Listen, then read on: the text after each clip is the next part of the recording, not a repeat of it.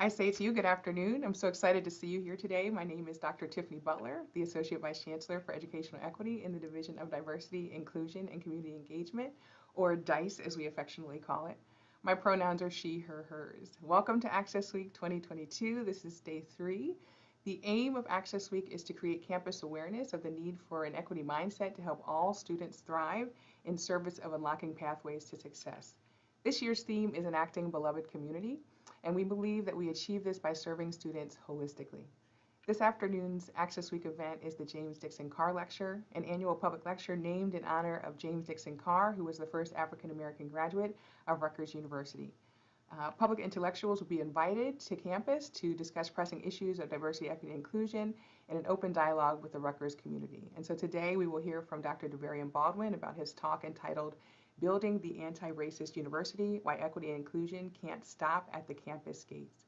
We hope that you engage with us as we enter into conversations around equity and what that can look like as we enact beloved community within our community. So on behalf of the entire DICE division, our Senior Vice President for Equity, Dr. Enabong Anna Branch, and the Educational Equity Group, welcome to Access Week 2022. We want to give credit to our Indigenous folks who we acknowledge that the land that we are working and living on is the ancestral territory of the Lenape people. And so we want to pay respect to the Indigenous people through the Lenape diaspora, past, present, and future, and honor those who have been historically and systematically disenfranchised. We also acknowledge that Rutgers University, like New Jersey and the United States as a nation, was founded upon the exclusions and erasures of Indigenous people. And so, again, if you'd like to learn more about our land acknowledgement and the Lenape people, you can visit us at the diversity.rutgers Honor Native Land to learn more about that and our land acknowledgement.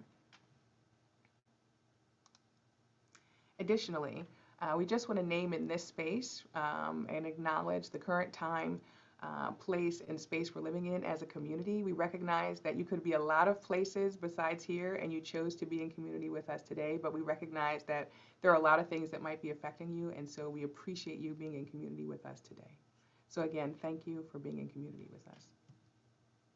So before we go into the talk for this afternoon, I'd like to introduce our host and moderator for this afternoon.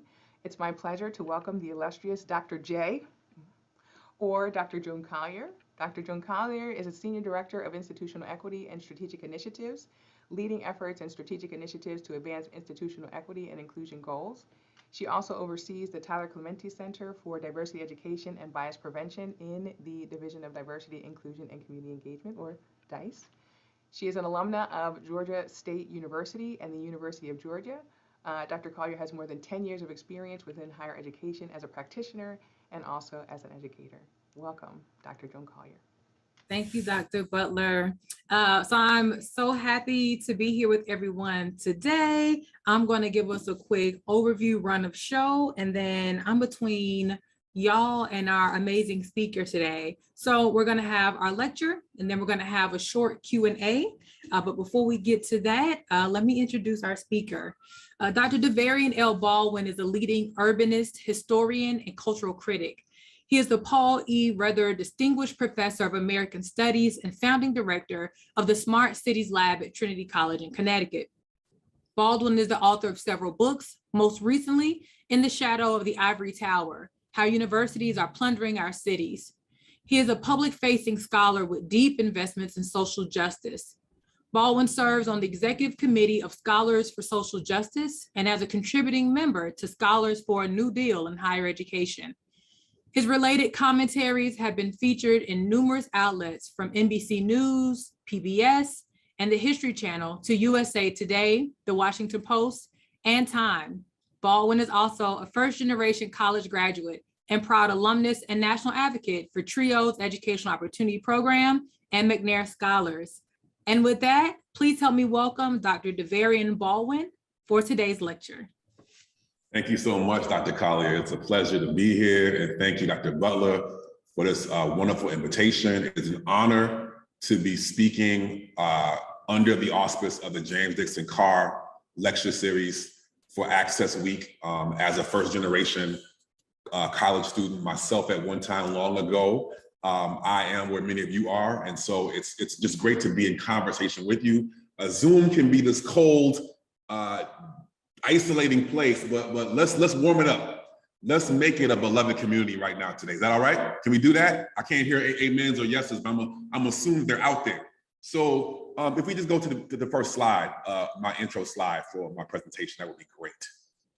So the title for my talk today is Building the Anti-Racist University: Why Equity and Inclusion Cannot Stop at the Campus Gates. As you all know, right now, especially after the assassination, the murder of so many of Black and brown folk at the hands of the police for vigilante violence, there have been calls for diversity, equity, inclusion, but many times that has focused primarily on diversifying faculty and curriculum, but it has not gone beyond the campus gates where we need to go. And so with my recent book in mind, we're gonna go there. And so if you can just move on to my next slide, let's get into it. After the social unrest of 2020, more colleges and universities have been pushed to acknowledge the history of their entanglements with various forms of white supremacy, slavery in particular. Next slide, please. Students and community members have built on the pioneering work of scholars like Craig Wilder and his magisterial text, Ebony and Ivy, which boldly states that America's colonial era colleges, quote, stood beside church and state as the third pillar of a civilization built on bondage. Following this lead, especially after the summer 2020, schools are now coming out of their archives to rename buildings and create various kinds of memorials, statues, commissions that acknowledge the intimate relationship between their ivory towers and the history of Black bondage. Next slide. In just Maryland alone, St. Mary's College recently commemorated an arresting new memorial to enslaved people who lived, labored, and died there. And Johns Hopkins University launched its Hard Histories at Hopkins project that discovered that its own abolitionist namesake, yes, Johns Hopkins, in fact, owned enslaved people. Next slide. It now seems, however, that university leaders are a bit too eager to concede higher education's ties to US slavery, arguably the most explicit form of white supremacy. Now the various membership bodies engage in what some consider a ceremonial collective bloodletting. There is this initial discovery of personal ties to slavery, which is followed by official reports, and then meager rebuilding efforts. It's stunning, pointing to a long ago slave past. However, this has become almost reassuring because it allows schools to acknowledge their historical wrongdoings while celebrating how far they have come, but rarely connecting how the conditions of the past find their way so powerfully in the present. Rutgers University has become a ground zero for this kind of historical calculus. On the left of your screen is one part of an important rethinking of the institutional past of Rutgers with the Scarlet and Black Project. Right now, there are 4 historical markers: Hardenberg Hall, Woodlawn Mansion, Livingston Campus, Frelinghuysen Hall. But then we must ask, but how far have we actually come? Because in the same moment of reconciliation on campus, beyond the gates, we most recently had the Lincoln Annex tragedy, where the $750 million expansion of the Rutgers Cancer Institute of New Jersey displaced 750 primarily Latinx students with the plan to relocate them to a transitional school on a potentially contaminated brownfield site. Now we know now they weren't relocated there, but it is staggering how we can have such a forthcoming engagement with the historical past of racial discrimination and inequality and slavery, and yet move forward in a bulldozer fashion on students, communities of color in the very present. And we can't see these two as unrelated events. Next slide, please. As I point out in my book, In the Shadow of the Ivory Tower, higher education's racial reckoning goes far beyond slavery. And it's not just elite private universities. Let's have a look. Next slide. For decades, the Moral Land Grant Acts of 1862 and 1890 have been understood simply as the federal policy that democratized higher education. The federal government gave quote unquote public lands to the states to to underwrite the endowments for the country's first land-grant state universities. This included both public universities like the University of Minnesota and private schools, including MIT. However, 10.7 million acres for this project were actually indigenous lands confiscated through direct seizures or suspect land treaties in order to create what have been renamed land grab universities. So it's important, as we saw at the beginning of the lecture today, to have land acknowledged about the long ago seizure of land during the US expansion across the continent. But within the 20th century, within the late 19th century, many of our own state universities acquired their endowments from lands illegally or seized in a suspect manner from indigenous lands in the 1860s and the 1890s. So we must keep that in mind as well. As we're doing the Scarlet and Black work about slavery in Rutgers, we must also investigate whether it's Rutgers' endowment was also underwritten by the Moral Land Grant Act or other acts of similar fashion. Next slide, please. This story, however, doesn't even just stop in the 1890s. If we move up to the 1950s, there's another story that must be included in this understanding of universities and surrounding communities in this notion of repair. In the 1950s, UChicago organized a lobby of 14 urban universities, including NYU, Columbia, Berkeley, and the list goes on. UPenn, as you see here on the screen, 14 urban universities to push for a change to the Federal Housing Act of 1949 that bolstered efforts at racial segregation. Dubbed the Section 112 Credits Program, this initiative triggered a 2-to-1 federal matching grant for any urban renewal program on or near a college or a university up to 5 years before the program even began. So in short, colleges and universities in the 50s became the friendly face of urban renewal and the demolition and resegregation of Black and brown communities at mid-century.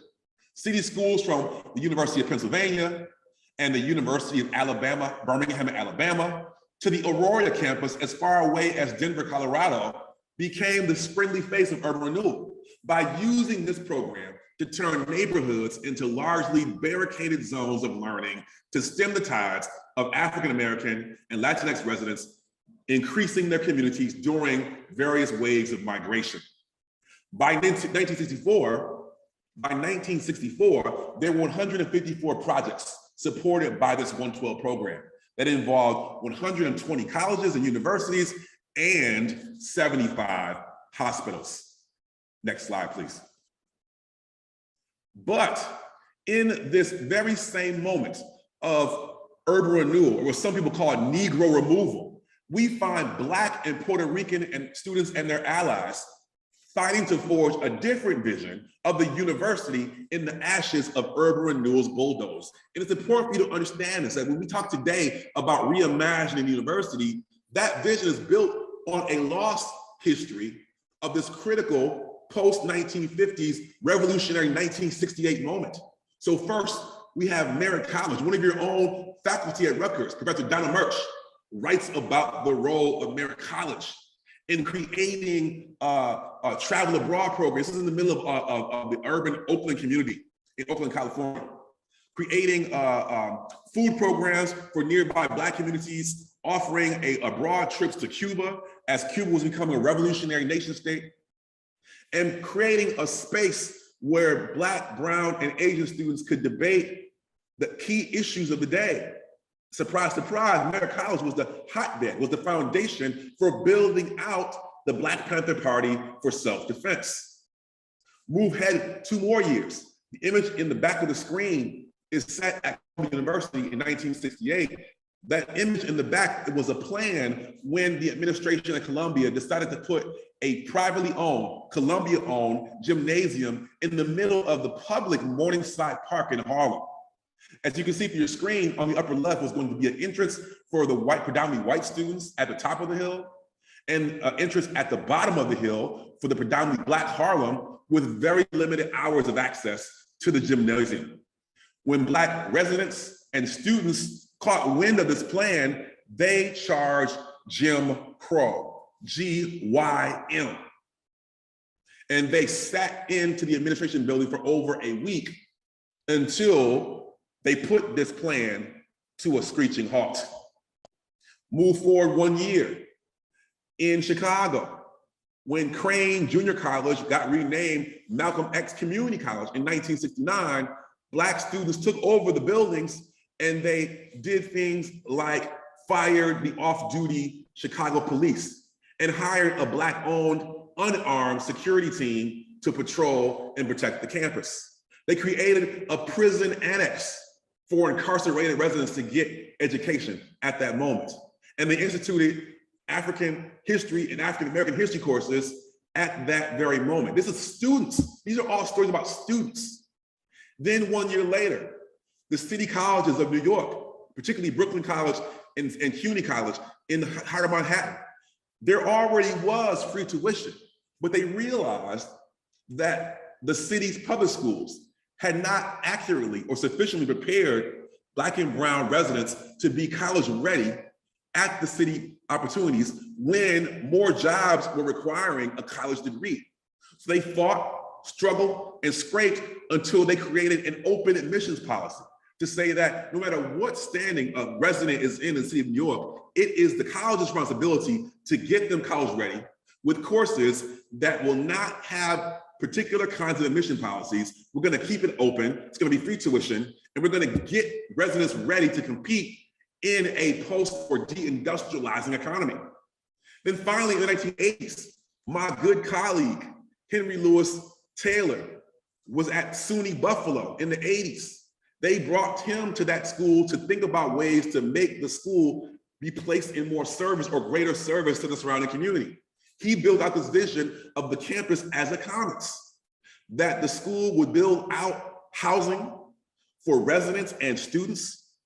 Students would have open access membership cards to all the common area buildings, the facilities, the rec facilities, the common areas, the gymnasiums, and they would begin to offer retail services that were at affordable rates for both students and residents.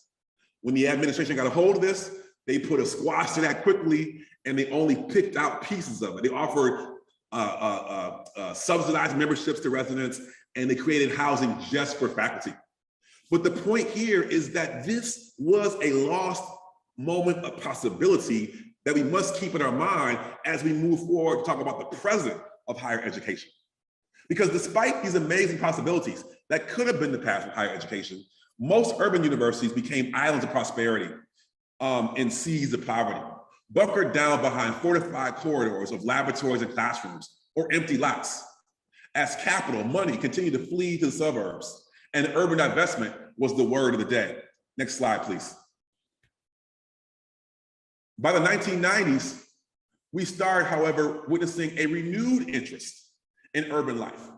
The children and the grandchildren of suburban sprawl, young professionals, and empty nesters began powering a back to the city movement in the 1990s. This was largely powered by city leaders advertising shorter commutes and offering public subsidies to underwrite higher paying tech and design startup jobs and small companies, while clearing out the poor from prime real estate with ruthless eviction and policy tactics. I lived in New York in the 1990s. I remember Giuliani's draconian quality of life campaigns, arresting people who spent too much time in the ATM vestibule, arresting young men and women, what we call squeegee boys. This is all a part of that quality of life campaign, kicking out people who have mental health issues in sanitariums and turning those wellness centers into high-rise, high-end luxury housing. So this is a story that I remember. So what was happening? On one hand, city leaders began competing with each other to build out an urban world to attract these returning residents and attract them as a tax base that came with this new presence. And it was precisely the commercial amenities associated with university life, concerts, coffee shops, foot traffic congestion, fully wired networking that were marked as desirable urban experiences. So again, the university campus was the idea of urban life. And with the decline in manufacturing, the bell towers of higher education were targeted as the new smokestacks the signals of a thriving economy.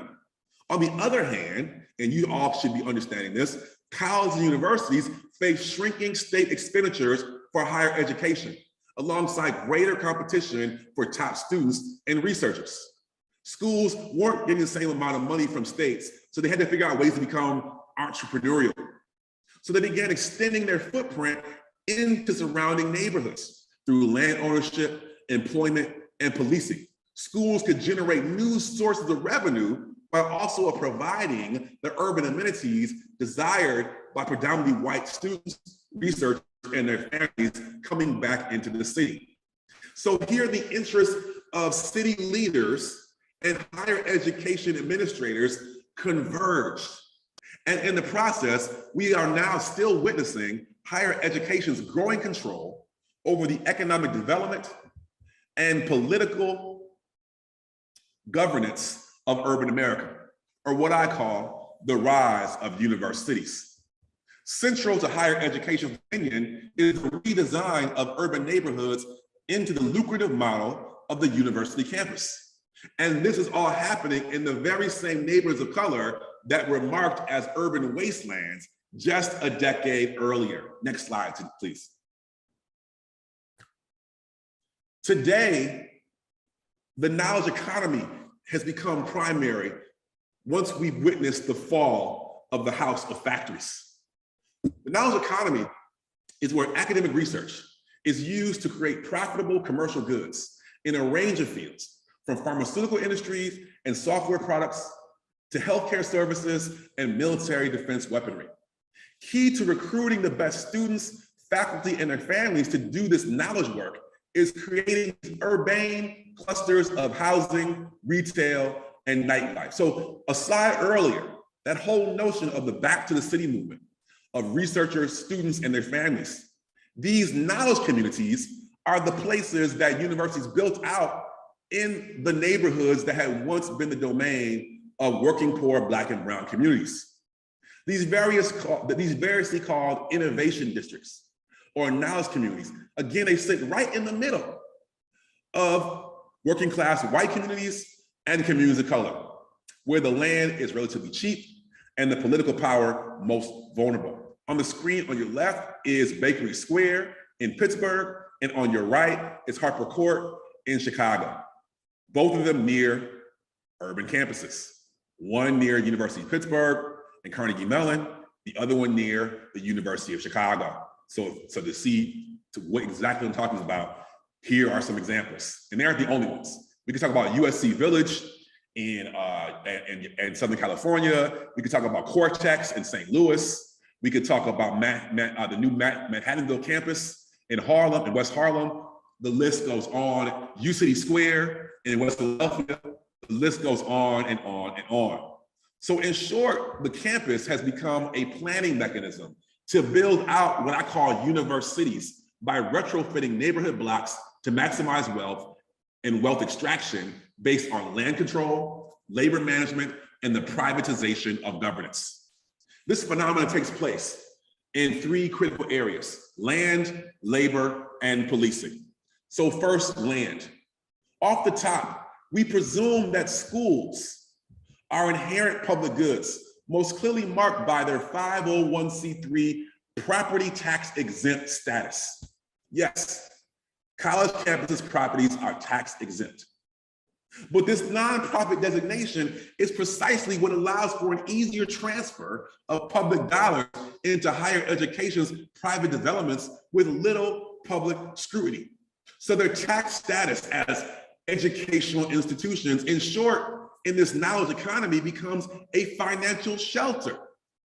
These schools pay virtually no taxes on their increasingly prominent urban footprint, yet they reap the benefits of city services, while residential property taxes and rental property costs rise and the surrounding neighborhoods starve for the money that could help build out or sustain their public infrastructure.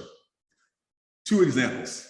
2016, the historically Black neighborhood of Witherspoon-Jackson in New Jersey won an $18 million lawsuit against Princeton University. Why? Because the tax-exempt Princeton buildings were research have been generating millions in commercial royalties from the school's partnership with the pharmaceutical company Eli Lilly was dumping money onto the campus. But because these campus buildings that were generating private profits were tax exempt, the money that was supposed to go to the city to build out snow and trash removal, to support the public schools, was not going there. And homeowners found their property taxes going up while no benefits, no material benefits or services were being maintained or upgraded. So when these residents found out about this travesty, they sued Princeton and won this $18 million lawsuit. One plaintiff was so disgusted by what was being covered up under the presumption of higher education's public good that he dismissed Princeton as a hedge fund that conducts classes. Another example, real quickly, because if you think this is just about elite private schools, let's look at Arizona State University, a state school in Tempe, Arizona.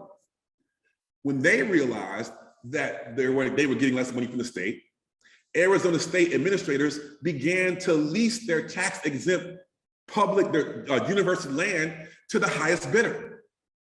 So right now, State Farm Insurance's regional headquarters, the biggest private development in the state of Arizona, is tax-exempt, property tax-exempt, because it sits on ASU land.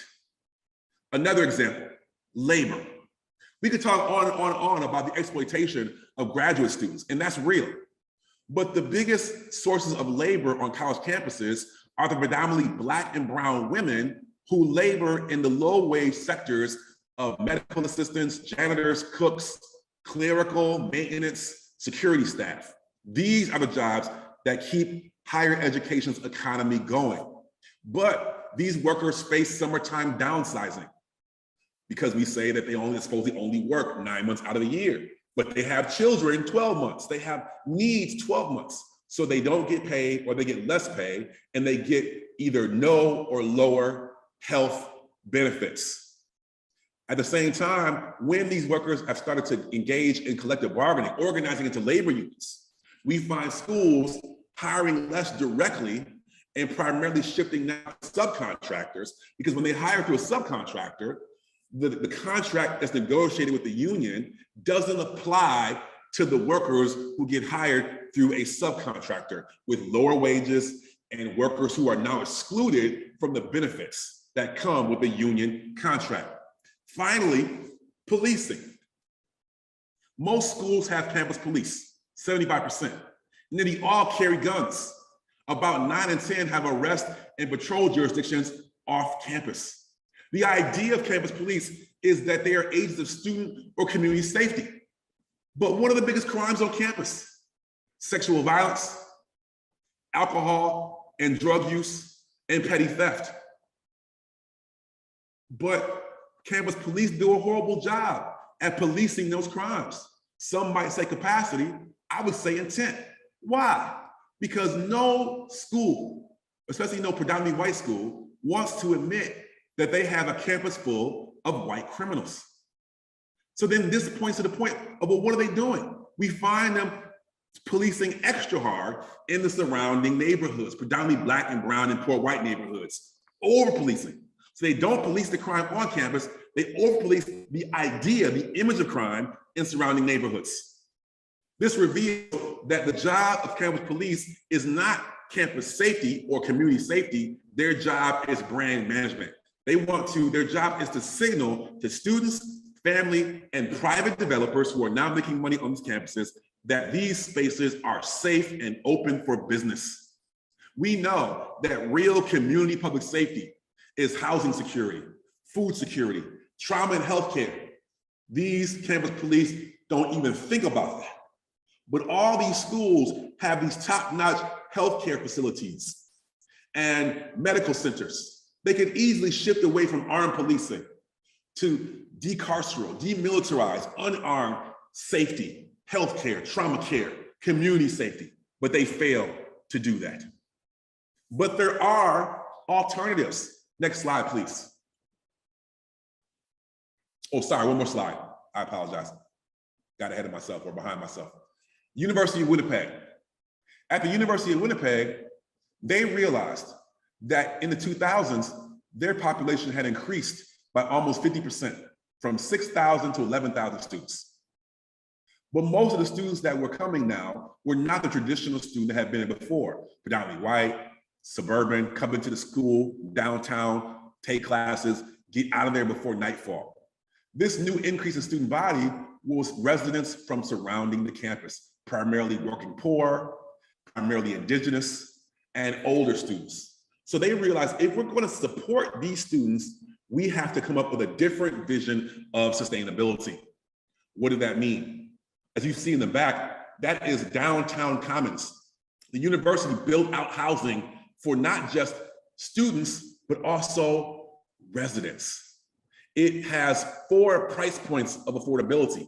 It has premium rates, the ones with the balconies, like 12 units. It has market rate, affordable rate, and rent geared to income rate. The premium units, only thing different is they have balconies. They help underwrite all the other units. All the other units are interchangeable. When you get a unit, you can't tell whether you are in a market rate or a rent geared to income rate. The common areas have free Wi-Fi if you can't afford it in your own individual unit. And the ventilation units, the ventilation system in the entire in the common areas have been retrofitted to allow for indigenous smudging practices. So this is what they mean by sustainability, not just LEED certified buildings, but political, economic, and cultural sustainability. Their rec center is governed by a community charter. What this means is that there are hours, peak hours during the day that are reserved for community organizations to use the rec center for football, what we call soccer, recreation, for powwows, for knitting, for community groups.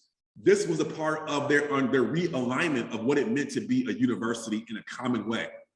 They had a contract with Chartwell's, Marriott's, Tedesco, one of the horrible food service industries, but they realized it was costing too much money and it was not culturally relevant and it was just bad food. So they fired that. They ended that contract and they created their own food service company called Diversity Foods. On the labor side, Diversity Foods, 70% of their workers come from what they call difficult to employ communities, LGBTQ+, indigenous communities, New Canadian, what we call immigrant communities, refugees, recently incarcerated, and single mothers. Right now, they're beginning to include not just wages, but also profit sharing. On the food side, 65% of the raw materials for this cafeteria, this food service place, comes from small local farms from within a 100-kilometer radius. Every workstation has a compost bin next to it. I walked through this kitchen, and they take their cooking oil and send it out to be converted into biodiesel. So this is when people say, oh, you're offering critique, this can't be done. This is an example of what can be done. Next slide, please. So my call here is for an abolitionist university through a politics of reparative justice. What does this mean? We must move past DEI, or projects of historical correction, and complete reconstruction of an institution that sits at today's foundation of the US political economy. We don't have to look backwards to find out what we mean by reparations. We can look at today and talk about the racially disparate conditions under which the past has created inequality and realities of inequality in the present. We must confront the business model of higher education, because right now, with schools being the biggest employer, real estate holder, healthcare provider, and policing agent in cities and towns all across the country today, schools have become the shop floor for all workers. Schools have become the land barons over residents. Schools have become the political boss of city budgets. So because the university is all-encompassing, then an abolitionist vision must reimagine the campus as a commons, a community space in which the wealth extracted from community members is actually utilized to serve all community members. So in this context, we must call for reparations. Next slide. In 2016, Investigative journalists discovered Jesuits sold 272 enslaved people in 1838 just to keep Georgetown University from going bankrupt. Students met directly with the descendants and pushed for a $1 billion fund through increasing student activity fees by $27.20 a year in memory of the enslaved peoples. This is one example. A group of graduate students created the Reparations at the University of Chicago organization. They want UChicago to recognize its slave roots, but also compensate neighborhoods for its hand in restrictive covenants, demolitions, and the campus police profiling of students and residents today. Their demands range from increased Black coursework and increased Black faculty to a community board that oversees campus expansion projects in neighborhoods and the disarmament of campus police. In that spirit, next slide, please. My Smart Cities Lab grew out of 15 years of research conducted for the book In the Shadow of the Ivory Tower. At the lab, we research and consult on best practices for building out equitable urban communities with a special emphasis on university-driven development. I'm right now joining with communities across the country to build out what could be called abolitionist work. Communities in New Haven, communities in West Philadelphia, communities in Berkeley, communities in Miami. We are getting together and pushing city government and universities to create policies and practices that will guarantee more equitable relationships between universities and communities that are drawn from histories of inequity, and the current conditions of inequity that history has made possible. We call for payments in lieu of taxes of the university tax exemption. We call on schools to preserve a portion of their tax-exempt endowments for community development projects. We call for university medical centers to honor their mandate of imaging care that provides their tax exemption. We call on schools to attach a community benefits agreement to any campus expansion project that include low-wage workforce and affordable housing mandates, zip code-specific jobs, job training, scholarships, access to campus facilities. We watch schools throw away food daily and demand that they package the food into healthy meals for communities in need. Finally, we assess the failure of campus police to address the primarily white campus crimes of sexual assault and substance abuse. And we watch their jurisdiction extend into our communities. Therefore, we call on the abolition of campus police to be replaced with teams of preventative outreach and trauma care that meets the actual public safety needs of both students and communities. Next slide, please. Right before our eyes, we have seen schools use their wealth built on slavery, segregation, and urban renewal to become the biggest low-wage employers, landholders, healthcare providers, and policers in major cities and towns. We must instigate a forensic accounting of the comprehensive damage and develop a vision of reparations, a vision of repair. In the end, I am not against higher education. Schools have the capacity to do great things, but DEI is not enough. What would it mean to draw from the Black and brown activists that we talked about in this lecture and build out these campuses as commons? Because the wealth and prestige of schools have been directly drawn from a history of disparity. Therefore, it's time to repurpose the buildings, reclaim the classrooms, cafeterias, and playing fields, and redirect the wealth hoarding to transform the relationship between campus and city to build out a truly beloved community. Next slide, please. Thank you.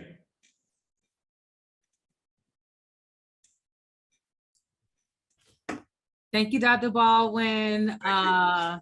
Lots of pieces to grapple with, to think through, to invite us to reimagine, to think about what infinite possibilities exist. And so I'm going to pause here to say if there are questions, okay, cool. If there are questions, please utilize the Q&A. We can get to some of those, probably not all of them, but some. But in the meantime, I'll get us started. I had to write a couple of them down to get myself together. So the lecture touched on macro level structural issues that impact community, university dynamics, relationship, etc.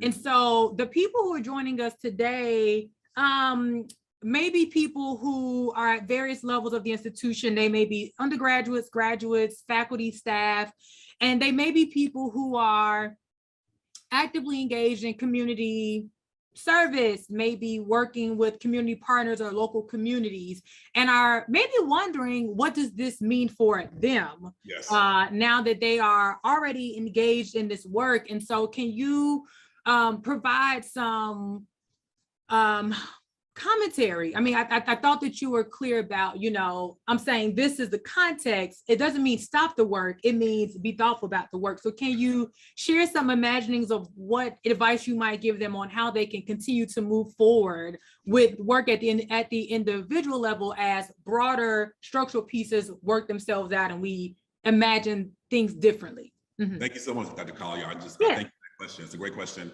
As you pointed out, don't stop doing the work you're doing, but understand how cleanup programs, turkey days, tutoring programs are great, but how they can be deployed to continue the plundering work of higher education. Mm-hmm. So the reach out urban engagement stuff that you're doing must be paired with an awareness. So many of you are both engaging and you're also students. So you also have to do the research. Go into the archives of your schools. As a student, you have the right to ask your school to see records, correspondence of the board meetings. Find out what decisions are being made in your name for policing, for healthcare, for real estate development. Pair your very important outreach with research and advocacy of the structural outreach that's going on your behalf, in your name. So while we have campus cleanup teams, you also should have research teams in terms of looking at the endowment, looking at the real estate portfolio, looking at impacts that the campus development has on your community. Just this past week, I was in conversation, just 2 days ago, in conversation with allies at Rutgers University Camden, because there is a grossly uneven relationship between the money that goes to the main Rutgers New Brunswick campus and the money that goes to the predominantly Black and Brown RU Camden campus. So they're arguing for a fair share because they had to send their money back to the main campus, back to you all, your campus. And they don't get it all back. So because they don't get it all back, they're currently working at a deficit. So for example, figure out ways to ally with your other campuses at Camden and Newark that are much Blacker and browner, that don't always have the same benefits that you do. And they're actually serving predominantly Black and brown communities. So these are just a couple of the things. But if you want to have more conversation, as you can see on the screen, you can hit me up on Twitter at Davarian Baldwin. I know we're not done, but the conversation can continue beyond this today, just to be clear. But just a couple of things that you can do, if that's helpful. I appreciate the additional context. I think for folks, sometimes we start talking about structural things. And it's like, well, what do I do with this? Because I'm just trying to, do my Scarlet Days of Service, or I'm trying to do this research so that we can make an impact in our community. I have a question that kind of moves us a little bit, but in my mind is connected. And so someone has asked about your time in TRIO and how it informs like how you got to where you are today, right? Because it's around preparing students who are first gen, low income, right? Students of color who there are barriers to full participation in our schools. So can you talk a little bit about your time in TRIO programs, what that work looks like for you now as an ongoing advocate? And any tips that you might have for students who are a part of either our TRIO programs and or who might be qualified, right? They're first gen, but they're not in them, or they're from a low income background and still not in the program, or they're a student of color, or a student who has a disability. Can you talk with us a little bit about that? Well, first of all, I wouldn't be here if it wasn't for TRIO. Okay, let me be clear about that. I'm from Wisconsin. I went to Marquette University. If you didn't know, that's the home of TRIO. I got to meet Dr. Mitchum, the founder of TRIO. And so let me be clear, TRIO and programs like that, I have a mixed relationship to them. So on one side, they're amazing access They teach you the game, how the game is played, because let's be clear, while trio is hyper visible as a people of color, first gen phenomenon, elite white students have programs that help them, their networks, their organizations. They just not call it trio. So this is our version of the networks that already exist that are made invisible. So let's be clear about that. I think we call it the demystification of the pieces, right? We would call it making plain the community culture will, those networks. But ours get targeted as like social welfare, affirmative action, et cetera, versus matching the networks that already exist for our white brothers and sisters. So there's that. But then also I'm a little bit different. I was kind of artsy, kind of whatever. And so, you know, I had the high top fade and I'm dating myself, and the color and kind of a mohawk. I had it straightened and I had the earrings. And, you know, certain camps of trio has a certain kind of uplift mission, you know, cut your hair, talk a certain way, act a certain way. So it was both and. When they realized I wasn't going to do that, they said, well, let's give you what you need to survive. And so trio gave me the tools and skills to be where I am today. So then when trio was under fire by the executive office of our country a generation ago, they were starting to, they were threatening to, you know, the president was threatening to cut trio by one of our former presidents, who I will not say his name, because he's not president to me. But anyway, when he was cut the budget, Dr. Mitchum called and I came. I was on the way to Arizona to give a lecture. And they said, can we reroute your plane to come to DC and speak on the Hill on behalf of trio? I said, absolutely. And so that's what trio means to me. Again, I wanted to be a little bit looser, let people be more, you know, like Lisa Bonet, a little more artsy. I'm sure some of y'all older has know who that is from a different world, you know, or you know, be a little different. Don't have to fit a cookie cutter idea about black and brown. I get why they say that, because you got to make it, you got to play the game. But they give you the tools to make it. And if you are not in trio and you're eligible, or if you don't know if you're eligible, seek out the people that are on this call today, find out what the criteria are, find out how you get there. There's additional financial aid. But beyond the financial aid, just the networks, the understanding of how higher education and how the world after higher education works, trio makes that possible. And because of trio, it wasn't just undergrad. Then it was there that I found out about the Ronald McNair program. That I didn't know what a professor did. I just understood. They taught me. I didn't know that could be a job. And so then when I found out about it, I went through the McNair program, did research every summer. And so if it wasn't for trio and the McNair program, I wouldn't even know what a professor was, even though I took at least 5 of them every semester. That was that cognitive dissonance of not growing up in that environment, growing up in a first generation environment. My mother was a factory worker. My grandmother was a domestic. I didn't know what that was. And so that's what trio has done for me. So just to be very clear about that. I appreciate that. There was a question about what trio is, like, what does it mean? There are trio programs across the country. They are federally funded investments in first generation low income students by various schools. And so Rutgers, New Brunswick has upper bound math and science, which is for our pre-college students, our high school students. We have Thrive Student Support Services, which is for current students, undergraduate students as a support mechanism, and then the McNair Scholars, which Dr. Baldwin has talked about, which is inviting undergraduate students to think about the PhD and moving them toward that so that they understand what's required, what the game is all about, what that means. Someone who did not do McNair, who has a PhD, who's a first generation low income girl from Atlanta, thinking about all the additional resources that I could have had, would have had, wish I had. And so I appreciate you saying, if you haven't, please go look it up. Please go get a part of it. I think we're down to about one question here. Well, just Dr. Carr, if I can just say real quickly, just to make, you know, people look at me, you know, distinguished professor, blah, blah, blah, blah, and it seems like, okay, that path seems impossible. But you got to understand, I come from Beloit, Wisconsin, 35,000 residents, small town in the middle of Wisconsin, in the middle of the Midwest, didn't know much about nothing. Factory workers and domestics, janitors, groundskeepers. That's our heritage. Factory workers. And now I am a distinguished professor 20 years into the game. So if you think that I'm not you, understand where I came from, understand the journey, and understand that you can take even if you don't want to be a professor, whatever path you desire, it can be within your grasp if you take advantage of the beloved community. If you reach out, if you show yourself to be vulnerable and open to change and open to learning, open to being humble enough to bow yourself down to somebody who knows more than you, and to take that knowledge and build it out for your own good and the good of your community, that your possibilities are within your grasp. I just want to say that.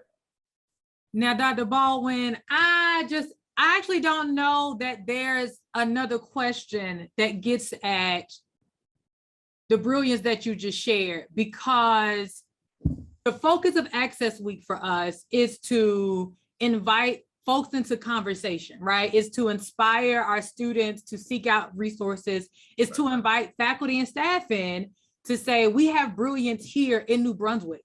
And so, pulling folks together and having people hear you say, this is who I am. This is who I come from. This is what can happen. I am a possibility model for me. And I'm going to call in Dr. Butler here to give me a thumbs up, thumbs down. For me, I think is a thoughtful, brilliant, personalized way to pull this in together, to wrap up this Q&A portion. And I don't see. Let me just say real quickly in the last minute that there's a direct connection between who I am and the story I just told you and the research that I'm doing within the shadow of the Ivory Tower. Because most academics don't look at their surroundings and say, let me research that, because there are big threats to doing this kind of work. People worry about getting fired, being ostracized for offering a critical analysis. But because I'm a first gen, because I'm a TRIO representative and alum, that it was logical. It made sense for me to just, okay, these are the claims of higher education. We serve the public good. We do good in the community. We problem solve across the world. It's because I'm a TRIO representative that I turned that lens back on the school and say, well, if you solve the problems in the world, then what does it mean to not solve the problems in your own backyard? So I just want to show the full arc that for there's threat. I get asked all the time, are you worried about doing the work? Are you worried about being ostracized? I have tenure, so that people probably don't know what tenure is, some of the students, but it means I have a job here for life unless I really show my butt. I have tenure, so I'm protected in that regard, but I can be socially and professionally ostracized. But I felt that the knowledge and the understanding of this story is greater than the possibilities and the few alms that come with professional acumen and accolades. That on the end, my ability to connect with people in the community, to turn away from the institution and turn to the community and find benefit and beloved understanding and connection with those who are surrounding these campuses, that it's the gifts from that connection that will be far greater than anything I can receive from the few alms and pieces of professional pats on the back or symbolic gratitude that I may find in my professional life in higher education. The wheel has turned, so I'll stop there. The invitation to grapple that you have gifted us with today, to hold the macro, the micro, the individual action, institutional action, while also saying, and I think for me being a possibility model, right? To say I come from a place where I don't, there weren't always possibilities there that were made for me. And I was able to take advantage of the possibilities that were through the systems and structures that were in place. And then that pathway led me to be able to say, I can love higher education and still offer a critique of it, because I want it to be who it says that it is, are not in contradiction, and to allow people to hold that tension, to hold that grapple, and to still be always thinking of future possibilities. I want to thank you for your time today, Dr. Baldwin, for your offerings, both professionally and from the heart. And I'm actually going to turn it, I think, back over to Dr. Butler, so I don't get in trouble for going over my time. No trouble, we doing good. So again, thank you, Dr. Baldwin, for coming and for sharing. I echo the sentiments of Dr. Collier. I will say right now, as we're coming to a close, there were a couple of questions in the chat, and so I would encourage those folks who, if they didn't have their question answered right now, to maybe utilize the email address on the screen and reach out to Dr. Baldwin directly. And so we hope that you would use that as a resource. And so I'll transition into kind of the very last piece. So we want to say thank you so much for attending and being with us this afternoon. In the chat, there is a link to a feedback survey. We want to make sure that as we do Access Week as an annual event, that we're continually growing and learning in ways in which you are interested in. And so please feel free to provide some feedback and different topics and things for next year. So again, the link is in the chat. So again, thank you so much for coming, and we look forward to seeing you next year or at 5:15. Thank you so much. Thank you.